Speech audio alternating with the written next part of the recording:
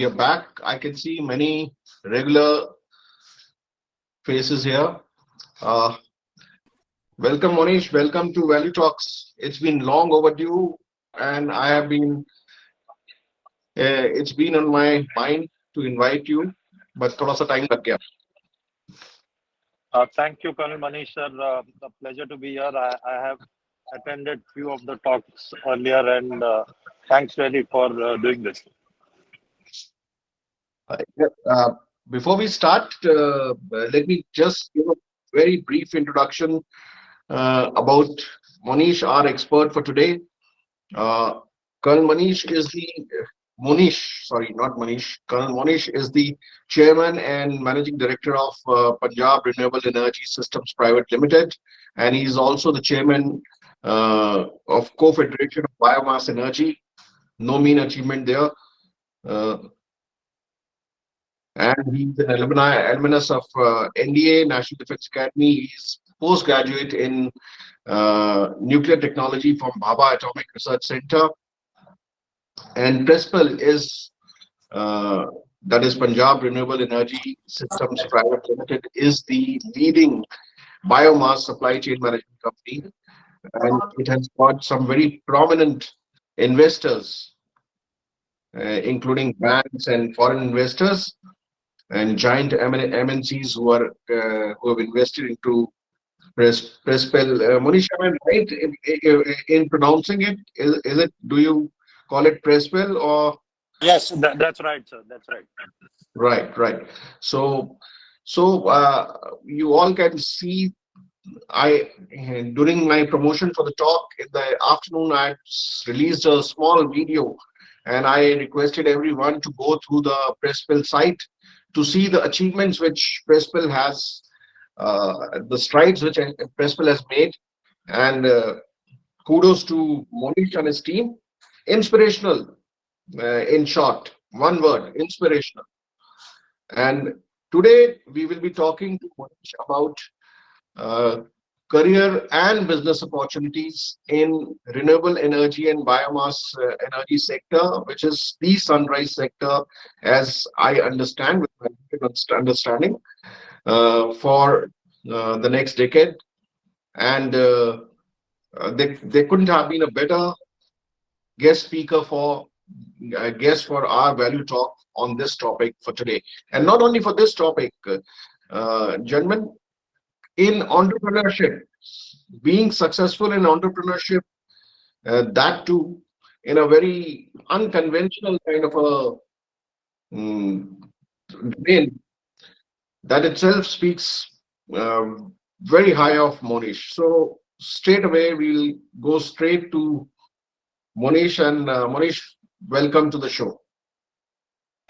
Thank you, Colonel Manish, sir. Thanks again for introducing me. Really a pleasure to be here. I think we'll hand it over back to you because would like to spend maximum time taking your questions and question answers from various people who have joined here. I see about 65, 68 already on the call. Absolutely, and I'm telling you, people will keep joining. So Monish, the aim is very clear. The aim is to first of all to educate people about opportunities in this sector, both for jobs and for business opportunities, and how people who are not from this sector can prepare for it, especially the armed forces, because you yourself are from the uniform fraternity. So that is the aim of this particular talk. So, and I'm sure that you're going to do full justice to it. And first of all, what all is covered in the renewable energy? For the people like me who don't know much about it. So, right. So to answer that, anything which is away from fossil fuel is under the gambit of renewable energy, and more well known is the electricity part of renewable energy. So hydro, wind, solar, and also biomass in terms of generating electrons and using that electricity either small scale or large scale as well, is what was defined as renewable energy. It would be appropriate to say renewable electricity rather than energy. So in this space, now the definition has actually moved to renewable energy. So just to give you a flavor, now the energy has moved into the larger paradigm of energy. So all other forms of energy uh, and electricity form part of renewable energy.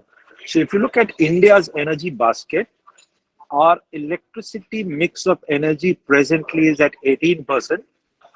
And with our energy requirement growth, we are going to go in the range of 20 to 21%. So the electricity will always remain in the 20% plus minus range of energy. And that means that there is another 80% of energy requirement, which is coming from cooking, transportation, heating, cooling, aviation, shipping, and so on and so forth. And that's where the play is actually going to be in the future. Yes, you are going to do renewable energy in the 20% part as well. And currently, what India has achieved at 125 gigawatt electric of the renewable energy segment is 20% of that 20% basket. We have announced that we would go to 420 gigawatt. Even then, we would be in a space of about 40 to 50% of the 20% basket. So that's the analogy to give you. So you have now an open field of looking at renewable energy in the 80% energy basket. And that's where the newer forms of renewable energy are coming up in India and globally as well. And what are these? Biomass or bioenergy is going to be the largest segment in this space. The second is going to be hydrogen and hydrogen derivatives. So ammonia, hydrogen, and that's where the growth is going to happen in the next 2 to 3 decades. Now, what is biomass and what is bioenergy was the question. So anything which is biodegradable is biomass, and it's a loosely coined term. So right from sewage to municipal solid waste to farm agri waste to wood waste, anything, and crudely to say, including humans, anything which biodegrades is biomass. That's the definition. What we specifically work in, or what we have been working in on, is the farm agri residue waste, because that's where the sustainability aspect is there, because you're not competing with food. One, you're not competing with cutting down of trees or forests. Second, so the green cover continues to remain. However, you are using what is a waste stream, what is available from agriculture, and taking it to various forms of energy. And now this energy could be electricity, this could be heating, cooling solutions, this could be the biofuel. So this could be compressed biogas or CNG, replacing LPG for the transportation sector. This could be the liquid biofuel. So you do ethanol, you do biodiesel, and you also have technology where you do drop-in fuel, which is BS6 standard of petrol, diesel, aviation fuel. So the analogy is you use a carbon atom from fossil fuels for various types of energy and petrochemicals or upstream chemicals. Same way you can use a carbon atom from biomass for all of this in over the ground biorefineries or projects to be done. And that's the way the global side is moving to. So I'll pause here, sir. I'll take follow-on questions on the subject. So that was quite a bit of information to consume actually for many of us. But I'm sure uh, those who are interested will do more research about it, and people are still joining. So you said you said that largely the demand is far from being fulfilled. That is We are what. not even at the tip of the iceberg, sir. We are not even at 1% of a number of what we are producing from this space. So sky is the limit. As much as we could do in our lifetime would be less. Right. So if that be the case, then we are right in saying that this is the sunrise sector, and I mean with lots and lots of opportunities, whether it is career or whether it is business opportunities. Uh, Yes, that's right. And why I kind of echo what you're saying is because now if you look at the ministries which are developing projects or supporting projects using this biomass bioenergy space, so you have the Ministry of New and Renewable Energy, which has mandates. You have the Ministry of Power. So we have something which is called as the Samat scheme. It is a mandate which is announced for 10% co-firing of biomass wherever coal is used.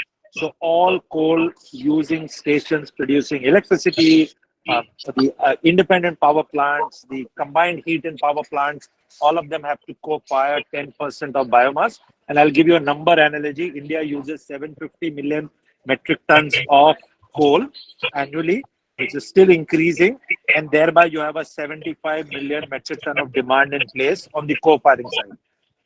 Then you look at Ministry of Petroleum, you have two flagship schemes. One is the E20 program, which is the ethanol blending program. Currently, India is on a 10% national average of ethanol. And all of this comes from the sugarcane route. Uh, we will continue to grow this. Government has also announced grain to ethanol to be done, but we will get capped out at about 15% of our requirement. So after that, the only space is the second generation ethanol, which is from the biomass fuels. The third scheme there is the Satat scheme, which is biomass to gaseous, or which is the compressed biogas or the bio CNG. Again, this CNG is going to go into cascades into your filling stations. This CNG is going to go into the gas grid. So India is developing a gas grid. And in all of these, we replace import of energy, which we do. What's also coming is biomass to sustainable aviation fuel. India has already signed to the Corsia agreement 2027 onwards. We have to mix SAF, sustainable aviation fuel, from and replace the existing aviation fuel kerosene that we have. So projects are coming all across India. The simplest of the things is you can densify this biomass into briquettes and pellets. And currently, export is banned from India for whatever reasons. But to share with the group here, very soon the export is also going to be opened up. And hence, you will be able to export biomass from India where there is a global demand and market. So millions and millions of tons of biomass available. India's number data of the biomass available annually from the agriculture space is 1,500 million metric tons. What we are using currently on a pan-India basis is somewhere around 5 million metric tons. So you're not even at point of percentages of usage. Now that is that's a huge opportunity, and I mean ethanol itself, we are not ethanol blending itself, we are not able to meet the targets, and uh, so if that be the so you said that India's is on 10% national average as far as ethanol blending is concerned, and generation ethanol will be from the biomass. So, how is the biomass space itself? Is it very crowded? Is it Well, sir, it is as of now not crowded.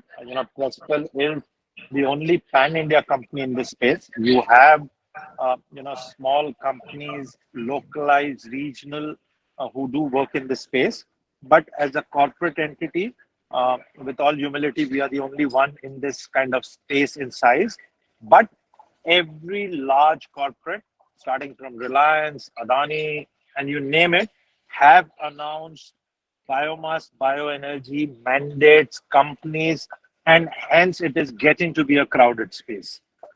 And this is the space where Again, lakhs and lakhs of job opportunities, both unskilled, skilled, highly skilled, all of them are available, and all companies are hiring. Skill set is not available. Companies want to hire, but skill set on, let's say, supply chain management, warehousing, storage, technical expertise for running of plants, so operations, project management, all construction is going to happen, EPC there. So this segment is actually kind of exploded, and and again, you know, let's say a Prespel or somebody who understands the B of biomass, such an individual today is at a premium value for acquisition in the market. So it's a space which people looking at second career options should actively pursue and look at, both from an entrepreneurial point of view, and also if one doesn't want to do that from a job point of view, all of it would be available. So that's very heartening to know, Monish. Actually, that was the reason why I have been wanting to, get you on value talks. So, what is the kind of skill set which is required if a person wants to first, let's say, people, especially from the armed forces fraternity or from anybody else also, uh, if they want to make a career in this sector. So, sir, one can look at, let's say, first the low hanging fruit, right? So I'm not going highly skilled and technical. I'm saying what could be the low hanging fruit. The lowest hanging fruit would be supply chain management. Aggregation, storage, warehousing. That would be something which can be done. And I often say it. You fit the adage of a Jai Jawan, Jai Kisan, Jai Vigyan today with the business model that we have. So if you are able to do the first two parts, Jai Jawan, Jai Kisan, you have got the fit of being able to do the supply chain management. And by far it is the most difficult part. It's easier because you can say that it can be done, but if you have to start implementing it on the ground, you will need hands and feet in the fields, more rural, and hence it's the difficult part. We all have expectations of job profiles to be in cities, in good swanky offices, etc. That's not the case with the supply chain. You will have to go rural, you'll have to go into the fields, and that's where the work is. But if that is done, and if you are, and then that's why I said it's a low hanging fruit. Having done that, then there is a value addition. You can look at, you know, uh, supplying that as a commodity. You can look at densifying it. So set up industrial grade plants of briquetting and pelleting. So densifying that biomass, and the densification brings you to a space where you can store better, warehouse better, transport better. You then can take this as a commodity for, you know, the usage side. So you could do power plants, you could do boiler assets, and so on and so forth. So that's the low hanging part. If you need to start getting technical, you can look at project management, construction services, operation and maintenance services, and that's where the more skilled side would come in. You can also look at ownership assets, right? Nothing stops from ownership in the entire value chain, and that's where I think the skill set of entrepreneurship can come in. We get shy, we get shy with how are we going to do it? Where are we going to find the money? Where are we going to find the resources? Where are we going to find the team? And I think it's about doing things. It's about having that you know that resolution that this is what we intend to do, and then there are ways that you will be able to do it. I think that's the entrepreneur's life that one has to live. And more importantly, one has to find ways of finding capital, all forms of capital. You'll need equity, you will need debt, you will need working capital, you will need structured finance, you will need collateral financing, all of it. So again, a space where one can work is on the financial side of it. And another segment which is opened up in a big way in this space is the consulting side of it. So all the big four, big five consulting firms, all are consulting in the biomass bioenergy space. So knowledge skill set can be used anywhere. It's about one's own passion of how what you want to do, and that's where you can kind of define it. Because at the end of the day, if you don't enjoy what you do, I would advocate don't do it. So, Monish, now this question is specific to uh, armed forces officers who want to plan a career into this particular segment. Now, typically, an armed forces officer, when he is planning to hang his uniform, he does either does PMP or does MBA, and even if he does some certification or a degree in supply chain management, it's not particular to that. It's not particular to this industry since it involves supply chain management basically from the field, as you said. He has to be a groundsman, ready to be in the rural sector, ready to mingle with the farmers, get have feet on the ground. So, if a person who are these certifications enough, like PMP and degree in supply chain management, are these enough for somebody who's interested in joining, or will it be uh, more beneficial if a person does some kind of degree in renewable energy, related to renewable energy itself? What is the uh, which has got better prospects of getting a good job? So, sir, again, I'm not only talking about while I work only in the biomass bioenergy segment, but if you look at the renewable energy segment, wind, onshore, offshore wind, electrical connections, then you look at the solar segment. As I said, we have done 125 gigawatt of the entire RE bit, which includes solar, wind, hydro, biomass, and we are going to go to 420. So as much as you can do on solar would be less. So all the RE segments is a wide open field to work in. Now, when I said rural, it was more predominantly with the biomass, but I one understand. needs to one needs to understand that the energy consumption is not predominantly rural. It is semi-urban and urban. So biomass or bioenergy is a form wherein the energy movement will be from rural to urban. So it's not that you're only going to be rural. You are going to take the energy to the urban centers where the higher consumptions are there. Uh, Currently, the energy flows from urban to rural. And in rural, the maximum base of energy consumption is agriculture, is transportation. So this decentralized energy usage of scale is going to be the form ahead. You know, we're not going to waste energy in moving energy to use it. If you can produce it there and consume it there, is going to be more cost efficient, more cost, cost economics will work better. And that's where the scale is now coming. All large corporates are going rural to produce this energy. And that's where work needs to be done. The second part to look at is the circularity of energy or the carbon atom. To look at ESG, which is environment, sustainability, governance, social security, health. So these are EHSG aspects which have become reporting mandates. Companies have to report. India is, yesterday or day before yesterday, the parliament cleared the energy amendment bill wherein renewable energy has become mandatory. So you have to do it. And India's carbon credit mechanism is now getting announced. It's come into effect. So it's a new market, right? Earlier, the carbon market was global. If anybody was doing anything related with carbon credits, we had to go internationally and sell it. The European market was buying, the Gulf market was buying. But now, you cannot sell abroad. You have to sell within India only. So there's a complete new carbon market. And hence, today you have consultants springing up to talk about the carbon market. It's a new space. So again, so where the interest lies needs to be done. Yes, PMP is standard. Projects are standard, should be done. Studying about renewable energy, yes, should be done. And then where your interest goes. Does it go toward the hydro projects, solar, wind, biomass to green hydrogen? All these are spaces which you can look at. Uh, Jack of all trades typically will not work.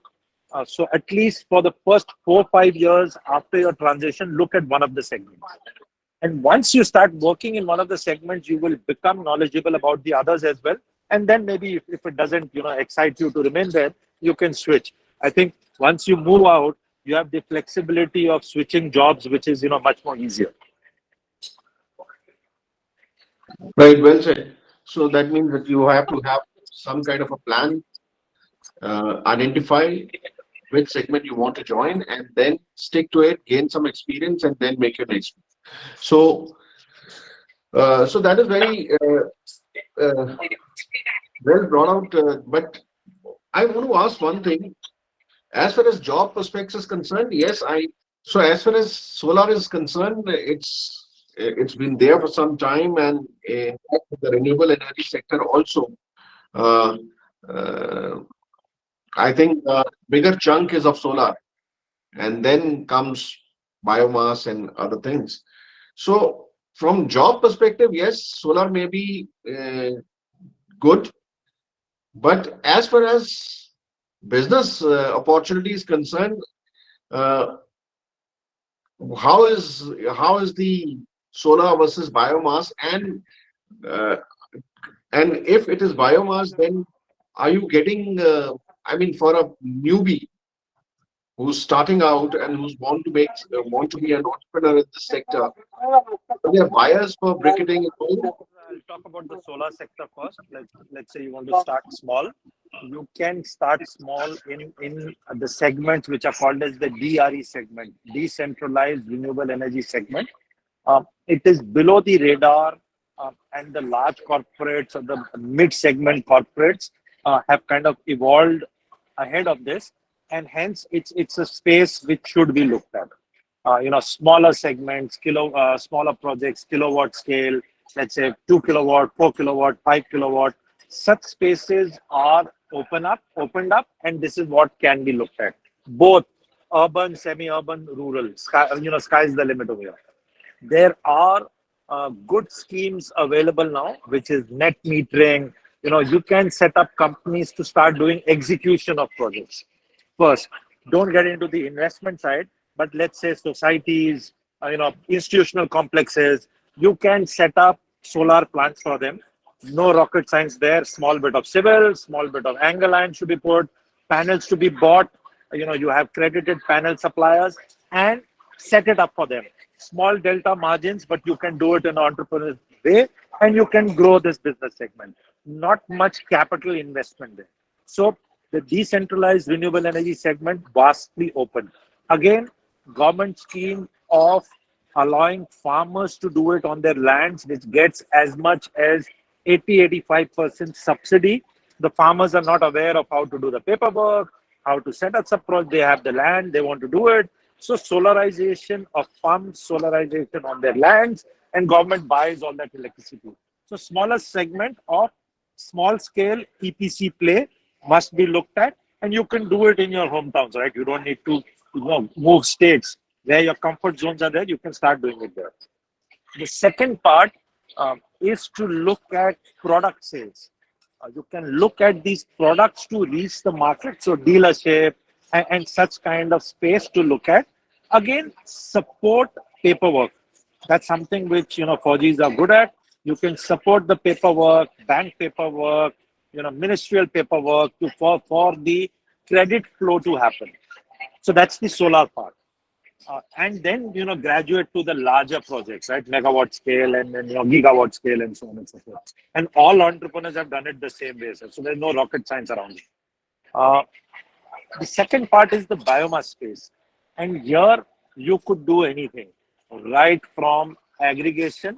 Start small, and it could be any type of biomass in your region. The demand is there today, and then go into scaling it forward into business integration, maybe like a story of Prespel, like we have done it, or you could be Prespel 2, Prespel 100, and there is space for hundreds and thousands of Prespels to happen. So again, segment can be looked at. Since we have been fairly successful in raising capital, we get announced as a success story, but now many more such companies are raising that capital, and hence many more are happening. There's also space on the tech side. Platforms have come up for biomass trading, for biomass buying and selling. So again, army officers are highly competent on the tech side. Develop platforms, develop apps, look at synergetics forms over there. Look at financial institutions there, look at transportation there, look at insurance to come there, look at marketplace happening there.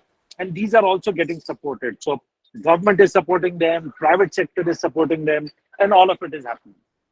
So again, find your space and kind of do it. Right. So, I mean, since the options are too many, and I don't know whether I should ask this question or not. If somebody wants to start an entrepreneurship venture in this particular field, uh, especially firstly at a smaller scale for executing small EPC projects, maybe at societies and housing societies and for farmers, etc. Then what is the kind of capital which he would require? And if in biomass, if somebody is starting out, uh, then what is the kind of capital one would require? So, sir, I would sincerely recommend that don't put your hard-earned money capital on the block initially. You must always, and especially, the Fauji brethren, I would like to tell them that be cautious there. Don't put what you have done for 20, 25, 30 years of your life at risk for an entrepreneur's journey. Uh, while you might look at a press fill as a success, there are hundreds of press fills which have not happened and not seen light of the day, and we don't hear about them. So if you need to embark on the entrepreneurial journey, uh, you know, first be cautious, build your mindset of what you intend to do, and around that always have a problem statement that you intend to solve. Unless you have a problem statement that you intend to solve, more often than not, the entrepreneurial journey might fall flat. So, if you are solving a problem statement and you have moved around there, then you will find the capital resource also available. And believe me, no better time than the last 5 years and going forward for the capital which is available. Venture capital, private equity funds, credit-backed guarantee funds. So this is the time for entrepreneurship in India. People are searching for good projects, good companies, good people to actually put capital in the space. So do that. Join cohorts. There are whole lot of cohorts which are happening to train people on entrepreneurship. All the IITs, all the colleges, Atal Innovation Mission, everywhere there are cohorts happening for entrepreneurship skill set upgradation, thought process of entrepreneurship. So easier to join and do, 3 months, 6 months online. They have contact programs. So one must look at all of this. And then build a structure where, start small, be cautious, and take it that you are going to fail. The premise has to be that you are going to fail. So unless you fail, you will not be able to get that success that you're looking for. Once you fail, you know what you could have done better. And the entrepreneurship there is come back stronger to do it better. That's where don't move away once you fail, because you already have acquired the knowledge that why this did not happen, and you will be able to do that better the second time, the third time, the fourth time. And that's where the second, third, fourth time you'll actually start finding the capital. So give yourself a couple of years in the entrepreneurial space. And when I say couple of years, be sure as a target of the capital that you're willing to burn or you're willing to risk in this space. Now, to answer that question, Manish sir, what is that capital? Each individual would have a different sense of what he or her can burn, right? So I'll leave it there. I would not say you burn 25 lakhs, 50 lakhs, 1 crore. No. What is your ability to put at risk to burn? work around that only. Don't stretch that because you are putting a lot more at risk if you stretch that. Yes, and yeah, it's very difficult to put a figure out there uh, unless the intent, the scale, and everything is well defined. So we'll leave it at that. Manisha, just to also tell you, from September this year for the next 3 years, I am also the sitting president of the Clean Network. This is a 300 plus companies network in which works uniquely in the decentralized renewable energy space only. So you have all forms of DRE here. You have mini hydro, you have biomass, you have small wind, you have no solar. Uh, Hydrogen coming up, and so on and so forth. We also have a global tie-up with ARE, which is the Alliance of Renewable Energy. So again, these are bodies which people can look to join. Minuscule amounts of 5, 10,000 as a fees to join, and that's where on the platforms you will get to learn more and get to meet people across your regions and so on and so forth. There's another space to look at in the RE segment, which is the energy efficiency space, and that's again a big way which has opened up. Again, you can look at that, and again, it's part of the DRE segment, so that's also available. I just wanted to ask something. Like when there was that California gold rush, uh, everyone went for digging, gold, and there was one person who identified the need for all these miners to that they should be wearing something which should sustain for quite for days. There should be no need to wash, and that was Levi's, and that's how Levi's was born.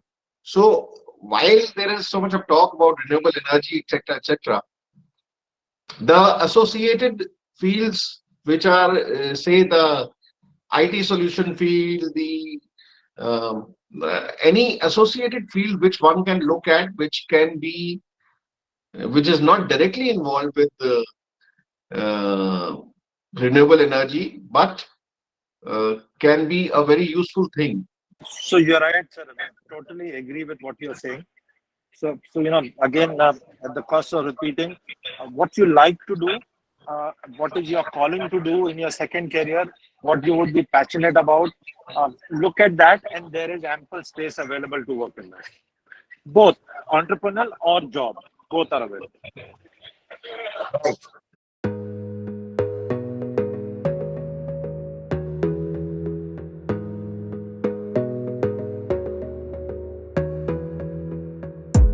You gotta focus on yourself, on your faith, on your dreams, on your mind.